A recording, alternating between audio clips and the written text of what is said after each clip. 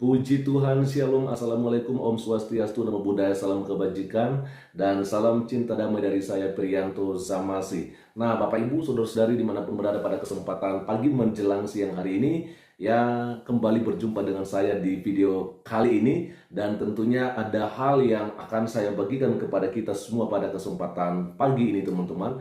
Karena ada lagi-lagi seorang Ustadz Muhammad Yusuf mengklaim kalau Daniel Mananta, artis yang cukup terkenal di Indonesia, melakukan yang namanya kristenisasi terhadap saudara-saudara kita umat muslim. Wow, seorang Daniel Mananta diklaim oleh seorang Muhammad Yusuf melakukan kristenisasi. Apakah benar demikian yang terjadi atau bagaimana?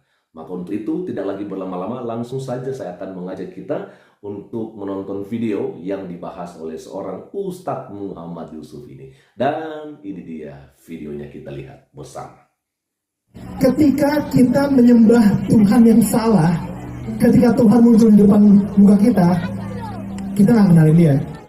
Assalamualaikum warahmatullahi wabarakatuh. Terima kasih kepada Bapak Ibu semuanya, saudara-saudariku yang telah mengklik video ini. Syukron jazakumullah khair untuk Bapak Ibu semuanya, saudara-saudariku semuanya. Semoga kita selalu dalam lindungan Allah Subhanahu wa taala dan dalam rahmat Allah Subhanahu wa taala serta istiqomah di dalam agama Islam. Amin ya rabbal alamin. Bapak Ibu semuanya, kali ini saya membawakan video baru.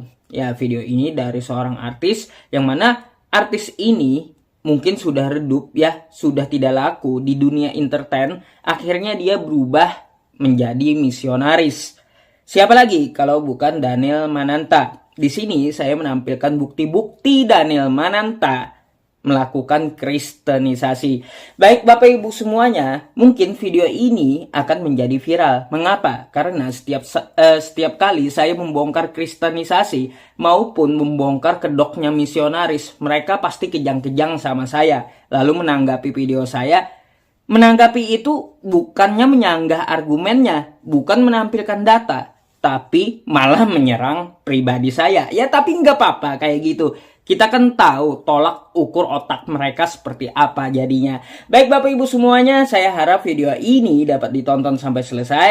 Dan sebelum saya menampilkan videonya, mari kita lihat cuplikan satu ini.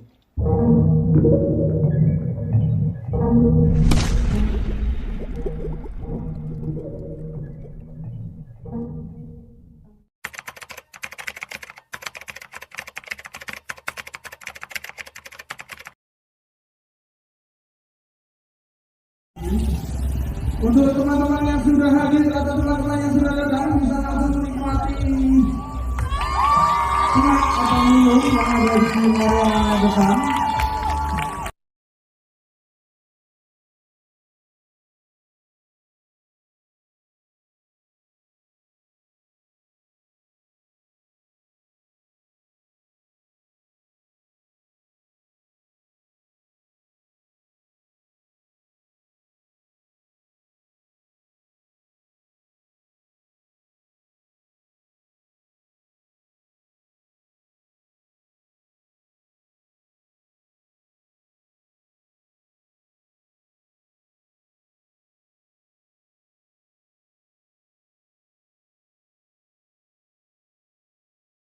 Ini kita ambil dari awal acara kristenisasi dari Daniel Mananta ya Bapak Ibu semuanya. Di situ dapat kita lihat peserta lomba dari acara tersebut ketika menjelang garis finish mereka dipercikkan air. Nah itu apa maksudnya ya?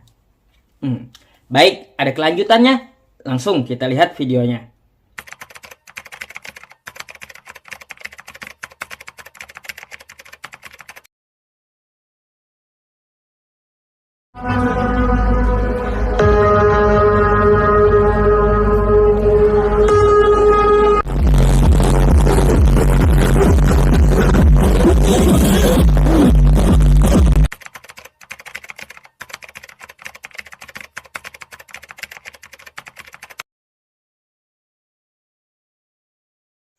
Di sini Bapak Ibu coba fokus kepada laki-laki yang pakai baju di depan ini. Coba kita lihat tulisannya. Ini pesan-pesan Kristen dalam bahasa Arab Abana yang artinya Bapa kami.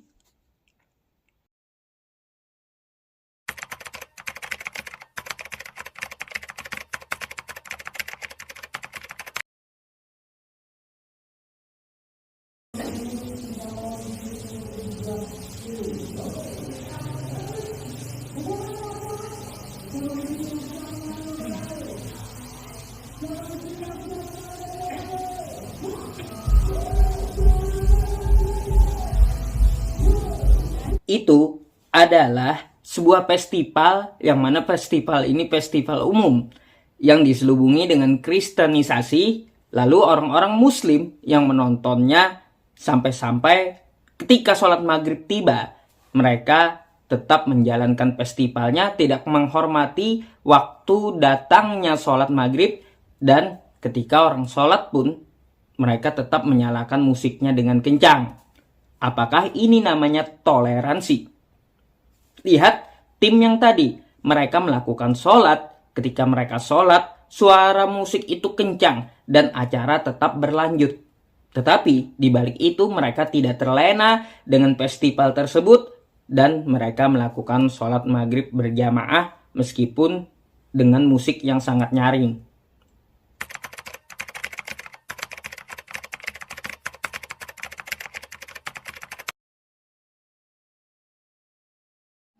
Setuju. Nah, jadi hari ini gue pengen ngomong bagaimana caranya gue bisa berada di atas panggung ini, bisa ngomong ke kalian tentang menjadi terang. Karena mudah-mudahan melalui adanya gue di sini, gue bisa memberikan terang yang gue punya itu masing-masing ke semua hati kalian yang ada di sini.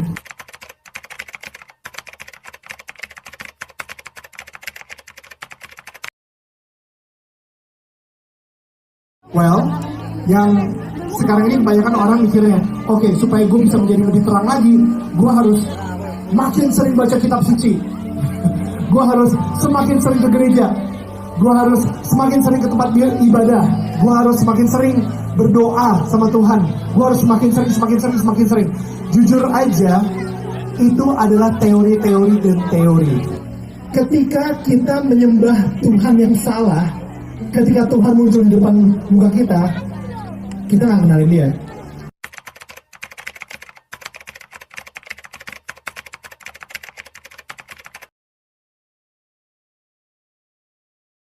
Tuhan yang salah ketika Tuhan menjadi manusia karena dia menjadi terbatas, serba terbatas, tidak ada kuasanya dan tidak ada kemuliaannya karena manusia itu semuanya sama. Terus ketika manusia menuhankan seorang manusia, nah ini adalah Tuhan yang salah. Kriteria seperti ini sudah dijelaskan oleh Al-Quran kita di dalam Quran Surah Al-Maidah ayat 72 dan 73. Ayatnya, laqad kafarol ladzina qalu innallaha huwal masihu banu Maryam. Ini adalah salah satu contoh kriteria Tuhan yang salah, yang mengatakan Nabi Isa adalah Allah itu sendiri. Nah, ini adalah Tuhan bikinan manusia. Kenapa? Karena ada manusia-manusia yang menuhankan Nabi Isa karena menganggap bahwa Tuhan itu berubah menjadi manusia. Ya, contohnya seperti ini. Ini adalah Tuhan yang salah. Terus, laqad kafarol ladzina qalu innallaha tsalitsu tsalasah, dan menganggap Tuhan itu 3 dalam 1 maupun 3 dari ketiga-tiganya atau memilih salah satu dari 3. Nah, ini adalah konsep yang salah. Cara mengenali Tuhan di dalam agama Islam bagaimana? Banyak caranya, bukan cuma 3. Ya, bukan 3 dalam 1 seperti kopi susu. Baik, sedikit penyampaian saya, semoga mengedukasi. Ini adalah video step terakhir dari Daniel Mananta. Coba Bapak Ibu semuanya, saudara-saudariku juga dengarkan baik-baik. Oke teman-teman, jadi sebelum kita lanjut dulu ya, saya akan potong sebentar aja teman-teman. Karena saya sejauh ini melihat bahwa tidak ada semacam kristenisasi ya yang dilakukan oleh seorang Daniel Mananta. Saya nggak ngerti istilah kristenisasi ini sejauh mana sebenarnya ya menurut mereka. Apakah ketika kita menyampaikan yang namanya Injil kepada mereka itu sudah diklaim sebagai kristenisasi atau bagaimana? Ya, karena banyak di antara mereka mengatakan bahwa ya jangan mengganggu ya orang yang sudah punya agama. Maksudnya ya jangan kita menyampaikan ajaran kita ya atau ajaran agama kita kepada orang yang sudah mempunyai agama gitu loh. Itu menurut mereka. Nah, sedangkan kalau kita melihat dari apa yang Yesus katakan di dalam Matius pasal 28 ya ayat 19 sampai 20, jelas-jelas di sana bahwa amanat agung Tuhan Yesus Kristus mengajak kita, bahkan memerintahkan kita untuk menyampaikan kabar baik, untuk menyampaikan Injil keselamatan kepada seluruh dunia. Tidak dikatakan harus kepada yang Kristen aja. Justru ngapain lagi ya kita sebagai orang Kristen memberitakan Injil kepada orang yang sudah mengerti kekristenan. Jadi seharusnya yang namanya juga Injil keselamatan itu tentunya disampaikan kepada mereka yang belum mengenal akan Yesus Kristus, ya, di mana Yesus Kristus adalah Tuhan dan Juru Selamat. Dia mengatakan bahwa tidak ada yang bisa datang kepada Bapa kalau tidak melalui aku. Karena kenapa? Karena dia katakan kepada para muridnya, akulah jalan, kebenaran, dan hidup. Jadi saya pikir sejauh ini biasa-biasa aja teman-teman ya. Cuman saya nggak ngerti kenapa bisa seorang Muhammad Yusuf berkata seperti itu. Oke, kita lanjut dulu aja teman-teman ya. Kita melihat lagi apa yang dibahas oleh seorang Muhammad Yusuf di sini. Dan ini dia videonya. Amin. Thank you. Wow, ini gue kayak ada bawa tim alay sendiri gitu. Thank you. Jadi itu bedanya ketika lu ngerasa lu yang paling cinta sama Tuhan dan lu ngerasa lu paling dicintain sama Tuhan, karena Tuhan actually bakal kenal sama lu. Dan lebih hebatnya lagi, ketika di kayu salib, siapa satu-satunya murid di antara 12 yang terus ada di bawah kaki kayu salib? Yohanes. Karena dia merasa dia adalah murid yang paling dicintai, bukan murid yang paling mencintai, tapi murid yang paling dicintai. Karena di dunia ini ada dua Tuhan. Dua Tuhan yang ada di dunia ini. Tuhan yang menciptakan kita semua yang ada di sini, sama Tuhan yang diciptakan oleh manusia. Tuhan yang diciptakan oleh manusia adalah Tuhan yang diciptakan oleh mungkin orang-orang di sekitar lo, pemimpin-pemimpin agama lo, nyokap atau bokap lo. Tuhan yang diciptakan oleh manusia adalah Tuhan yang selama ini mungkin lu kenal, adalah Tuhan yang penghukum, Tuhan yang benar-benar mencari terus kesalahan lo apa, Tuhan yang membuat lo selalu merasa bodoh dan gak layak, Tuhan yang selalu merasa membuat lo itu malu untuk ke tempat ibadah lagi, Tuhan yang selalu mempermalukan lo. Itu adalah Tuhan yang diciptakan oleh manusia. Dia orang yang merasa terus dihakimi akan menghakimi orang lain. Orang yang dibikin ngerasa bersalah terus gitu ya, gara-gara lu sih gini, dia akan otomatis berusaha membuat orang lain ngerasa bersalah. Lu sih kayak gitu. Itu standar banget. Itu adalah sebuah formula, udah kayak hukum gravitasi. Nah, the thing is, kadang-kadang agama itu membuat kita merasa selalu dihakimi. Agama itu membuat kita ngerasa kita nggak akan pernah sempurna. Kita akan selalu dipersalahkan, kita akan selalu dijelek-jelekan terus sama agama. Kita selalu menjadi orang yang berdosa dan kita nggak pernah sempurna. Now here's the truth, ya. Kalau misalnya Tuhan aja nggak menghakimi kita semua yang ada di sini, siapa kita menghakimi teman-teman kita sendiri, ya? Jadi sekarang kayak gini, orang yang dihakimi oleh agama akan terus menghakimi orang lain. Dan teori itu tidak akan bisa mempersiapkan Anda ke dalam kehidupan ini. Sorry, gue baru nge-quote film Ahok gitu barusan, but anyway.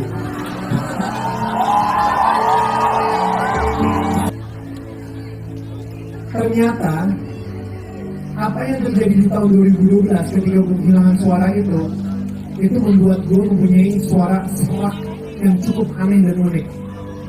Dan suara serak yang cukup aneh dan unik ini ternyata dipakai untuk sebuah film layar lebar.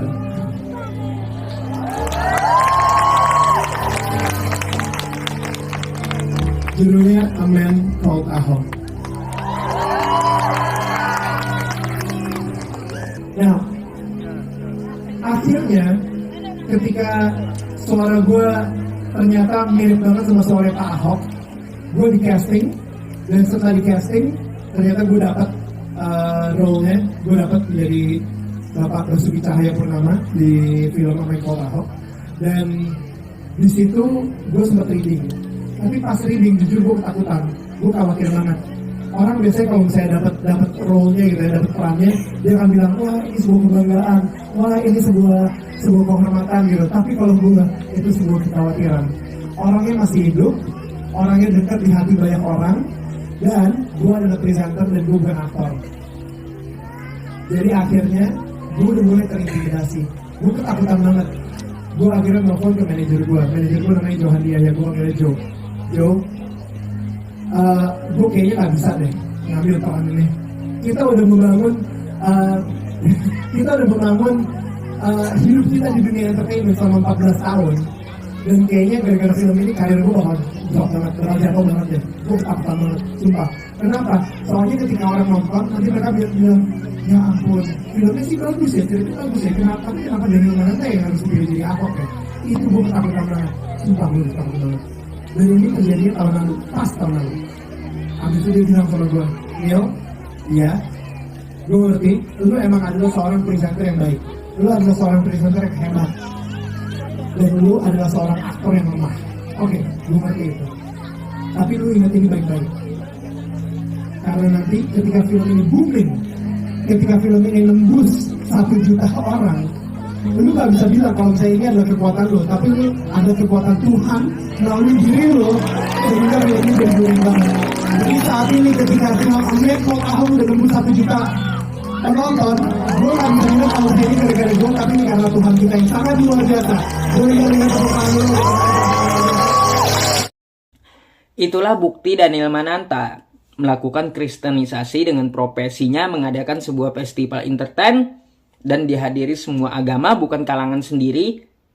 Lalu ketika di puncaknya dia naik ke atas panggung, di atas panggung malah khutbah, bukan menghibur, malah khutbah. Aneh nggak? Di atas panggung malah khutbah, bukannya menghibur.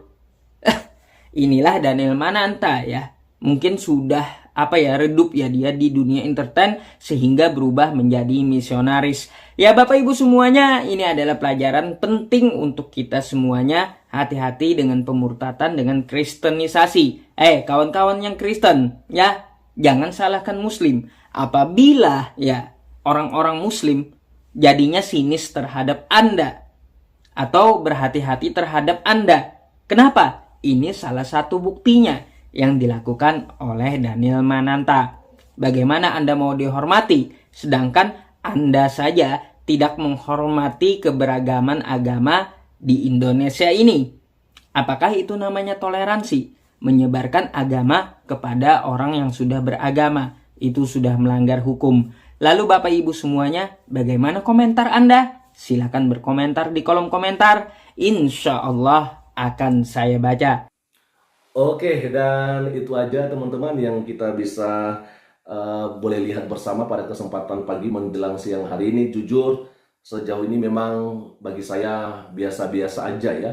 Hanya memang saya melihat Muhammad Yusuf ini begitu takut sekali kalau misalnya ada kabar keselamatan ya, ada Injil disampaikan kepada mereka-mereka saudara-saudara kita yang Muslim. Padahal sebenarnya kita mau menyampaikan itu juga tidak bermaksud agar mereka masuk agama Kristen, tidak seperti itu ya. Karena kekristenan itu tidak hanya berbicara soal agama, tapi lebih kepada bagaimana kita mengenal siapakah sebenarnya Yesus Kristus ya. Nah ini yang penting sekali. Jadi kalau kita atau kalau orang sudah mengenal siapakah Yesus Kristus, maka ya tentunya orang itu akan percaya kalau misalnya dia percaya, dan dia bisa menolak juga kalau misalnya dia tidak mau menerima. Jadi semuanya tergantung kepada orang yang kita sampaikan Injil keselamatan itu. Mau terima apa tidak, itu haknya dia. Kita hanya melakukan apa amanat agung Tuhan Yesus Kristus. Teman-teman, bagaimana pandangan kita semua soal ini? Ayo berikan komentarnya di bawah ini ya. Semoga saja menjadi pembelajaran bagi kita semua. Selamat pagi, Tuhan Yesus memberkati kita semua. Shalom, assalamualaikum,